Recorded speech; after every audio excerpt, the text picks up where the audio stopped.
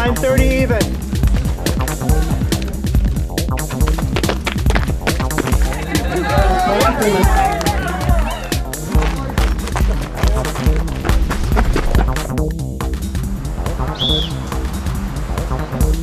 Go.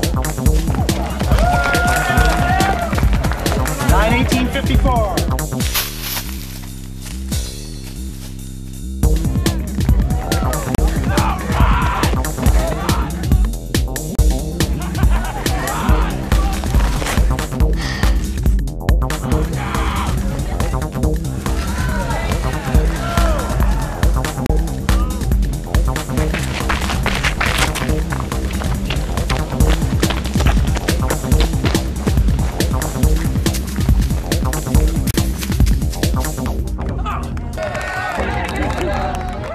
The biggest challenge in orienteering, no question, is concentration, because anybody who's done any kind of running knows that when you're finishing a hard race, or even when you're in the middle of a hard race, you can't concentrate, you can't think, because you're just trying to get one foot in front of the other, get to the end of the race as fast as possible.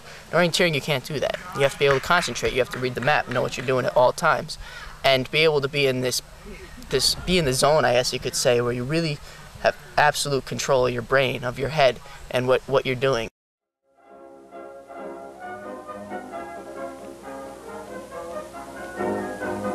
It started around the 1900s with the Swedish and Norwegian militaries trying to develop some way to teach their troops how to navigate. And so they created the sport known as orienteering.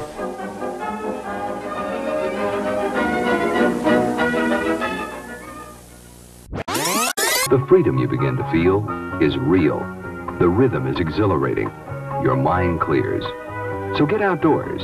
There's a lot to see and do, like orienteering, a sport which develops a unique combination of mental alertness and physical fitness, giving you a new positive perspective on life and your environment. Many different clubs take part in this orienteering competition. Having parked your car, you go to the competition center where the organizers have arranged everything. After the race, you discuss with your fellow runners how you've been getting on in the forest.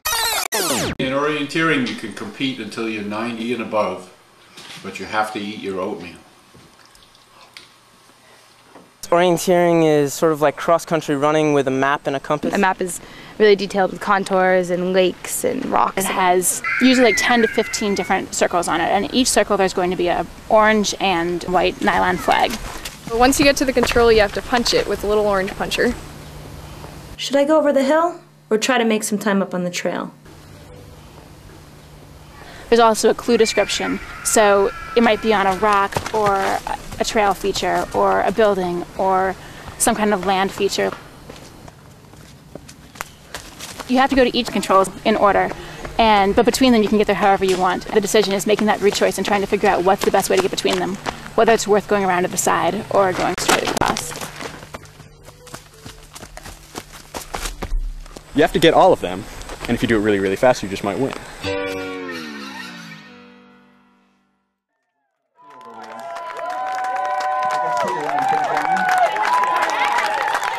Not near so good, but still trying. Ross Smith. And people that go hiking, they feel like they're out in the woods, but when you're orienteering, you actually are out in the woods, off trails, you're seeing nature in its purest form.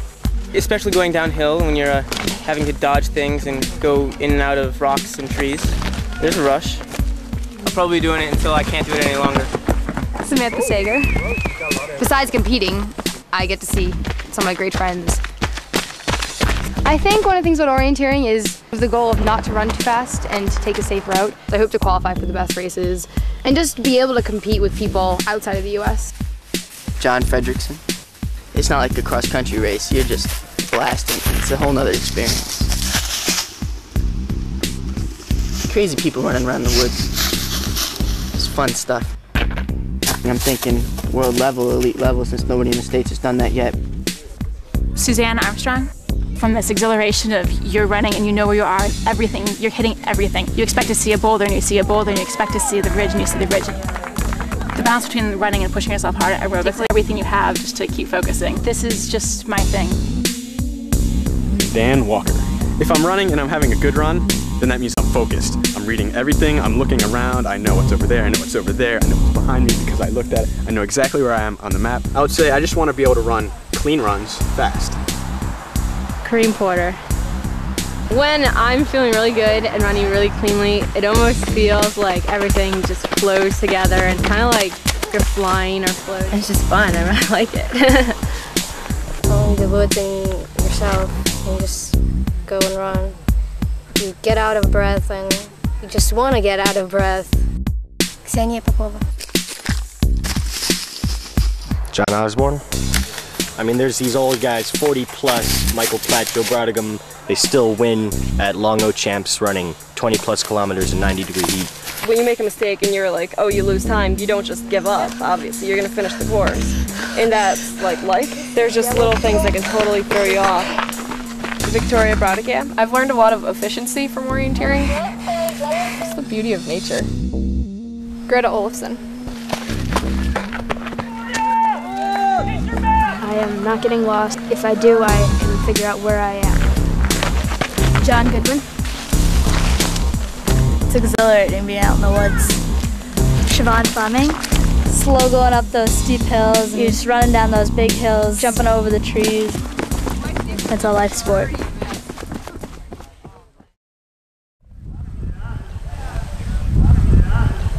It's a great community of people. Yeah. She was moving style. She was cranking.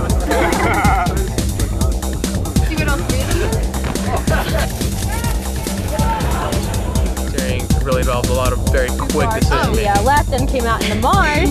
How to be independent, relying on myself, concentration, how to handle stress.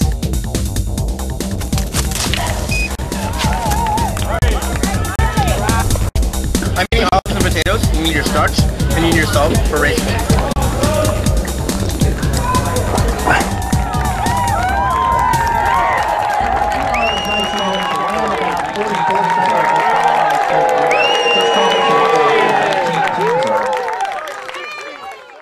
Challenge. Adventure. Hardcore. Competitive. Fantastic. Fun. Orienteering is a thinking sport. Sick. Cool. Beautiful. Solitude. Crazy. Swedish chicks traveling.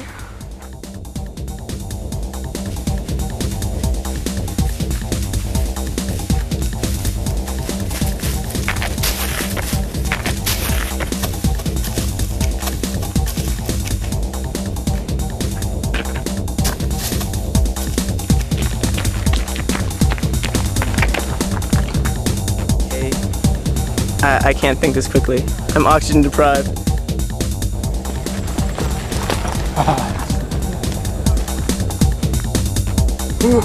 So, yeah, I'm kind of out of things to say.